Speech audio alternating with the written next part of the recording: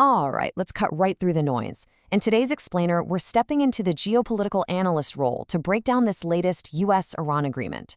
We're leaning on some fantastic, detailed reporting from the Sunophiles website to help us separate the illusion of peace from the actual reality on the ground. Real quick before we get into the weeds, hit that subscribe button to get all our latest updates. Okay, let's get into it. Right out of the gate, we have this incredibly stark assessment directly from the Sunophiles website. They argue, this deal, it's not the dawn of some stable settlement, no way. It's more of a fragile mechanism that basically just recycles the current crisis into a quieter form. The underlying tripwires haven't vanished at all. They've literally just been kicked down the road. So looking at the actual terms of this truce, we've got a 60-day ceasefire, the reopening of the absolutely crucial Strait of Hormuz, resuming Iranian oil exports, and kicking off a new track for nuclear talks. Are you noticing a pattern here? It's entirely focused on slapping a temporary band-aid on immediate tensions with zero focus on any kind of long-term strategic transformation.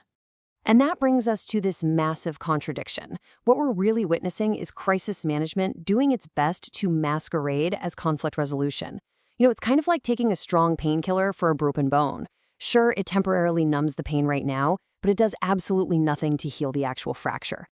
Now, you might be wondering, why is Washington making this deal right now? Well, it boils down to simple economics. The potential threat to global energy markets and maritime security simply got way too painful to ignore. A closed Strait of Hormuz, that means skyrocketing global oil prices, completely crippled supply chains, and inflation hitting every single consumer. Washington was essentially backed into a corner and forced to the table just to keep global trade moving. When you look at the specific pressures driving both sides, it becomes pretty obvious that neither actually compromised their core ideology. The U.S. is desperately trying to prevent a wider regional war to protect those markets. Iran, on the flip side, is suffocating under massive economic strain and needs some breathing room to strategically reposition itself. Open conflict just got way too expensive for both of them. But we can't forget the third major player watching all of this unfold from the sidelines, Israel.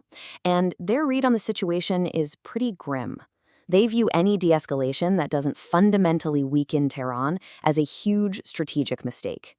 In the eyes of Israeli intelligence, this deal isn't about peace. It's just buying Iran critical time to recover and reactivate its proxy networks across the region. To back that up, reports from Israeli Channel 13 actually claim that Iran is deliberately dragging these negotiations out. Their alleged endgame? To frustrate American forces and push their aircraft carriers out of the region purely out of fatigue. This puts Washington in a near-impossible dual dilemma. How do you temporarily contain Iran without completely ignoring the very real, immediate security anxieties of Israel? Because this agreement is so incomplete, it's actively creating a dangerous, widening political vacuum. It gives everyone this illusion of control, but since the core issues are completely ignored, both sides view the other's so-called de-escalation as a trap. The surface waters might look calm for now, but trust me, the real engines of conflict are still turning violently right underneath. Which leaves us with one final, incredibly unsettling question. Can a truce built entirely on mistrust ever evolve into lasting peace? Or, by ignoring the root causes today, are we simply planting the explosives for a much larger regional catastrophe tomorrow? I'd love to know what you guys think, so drop your thoughts in the comments. Thanks so much for joining me for this explainer, and don't forget to subscribe to the channel to get our latest updates. See you next time!